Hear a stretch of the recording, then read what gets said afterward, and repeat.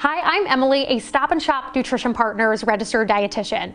As the official supermarket of the Falmouth Road Race, Stop & Shop is here to bring you some tips about fueling post-workout. Having simple meal options available after your workout allows you to refuel easily. Aim to incorporate both carbs and protein in your post-workout meal because this combination can help replenish your energy stores and repair and build muscle tissue. Now, for those who are finishing up their workout in the morning, try whipping up a quick smoothie.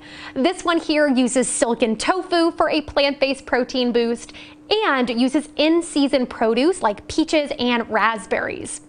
Now, if you'll be wrapping up your workout in the evening, try this simple skillet chicken pepperonata for dinner. This 5-ingredient recipe can be prepped in 20 minutes using just one skillet. You could pair with microwavable brown rice or quinoa for a balanced meal. For more nutrition tips, go to stopandshop.com/nutrition.